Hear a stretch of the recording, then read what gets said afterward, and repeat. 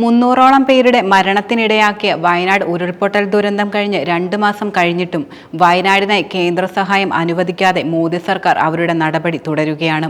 ദേശീയ ദുരന്ത പ്രതികരണ നിധിയിൽ നിന്നും വിഹിതം അനുവദിച്ചിറക്കിയ ധനസഹായ പട്ടികയിൽ കേരളത്തിന്റെ പേര് ഉൾപ്പെട്ടിട്ടില്ല. 3 സംസ്ഥാനങ്ങൾക്ക് സംസ്ഥാന ദുരന്ത പ്രതികരണ നിധിയിലേക്ക് മുൻകൂറായി 675 കോടി രൂപ കൈമാറാനുള്ള ഉത്തരവാണ് സർക്കാർ ഇറക്കിയത്.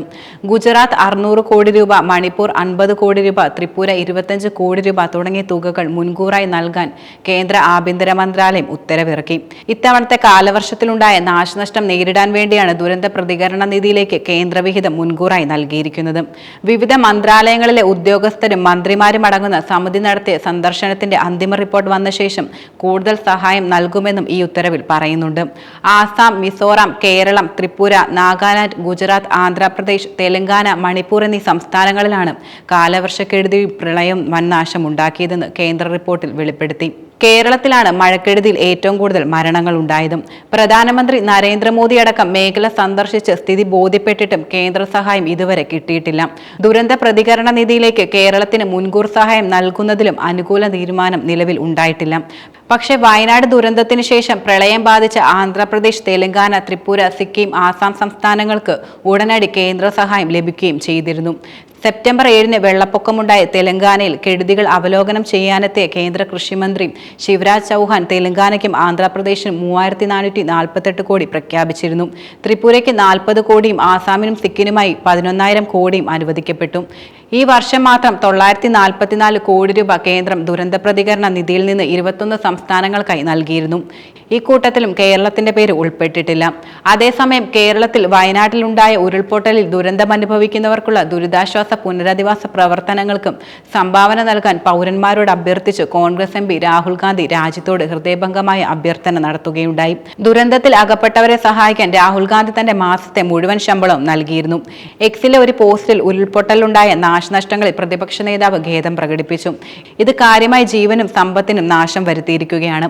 വയനാട്ടിൽ നമ്മുടെ സഹോദരങ്ങൾ വിനാശകരമായ ഒരു നാശം സഹിച്ചുവെന്നും അവർ നേരിട്ടത് സങ്കല്പിക്കാനാവാത്ത നാശനഷ്ടങ്ങളിൽ നിന്ന് കരകയറാൻ അവർക്ക് നമ്മളുടെ പിന്തുണ ആവശ്യമാണെന്നും അദ്ദേഹം തുറന്നു പറഞ്ഞു.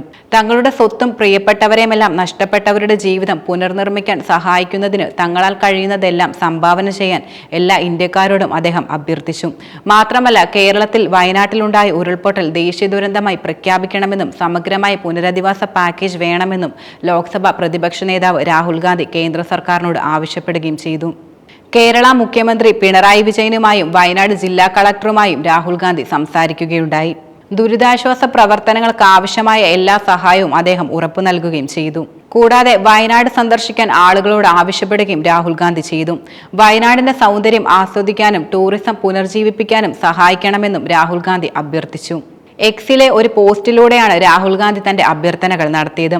വയനാട്ടിലുണ്ടായ ഉരുൾപൊട്ടൽ ദുരന്തം മുണ്ടക്കൈ, ചൂരൽമല പ്രദേശങ്ങളെ മാത്രമാണ് ബാധിച്ചതെന്നും വയനാടിനെ ആകെ ഉരുൾപൊട്ടൽ ബാധിച്ചെന്ന തെറ്റിദ്ധാരണ ജനങ്ങൾക്കിടയിൽ ഉണ്ടെന്നും അത് വിനോദസഞ്ചാര മേഖലയിൽ വലിയ ഇടിവിന് കാരണമായെന്നും അദ്ദേഹം ചൂണ്ടിക്കാണിച്ചു.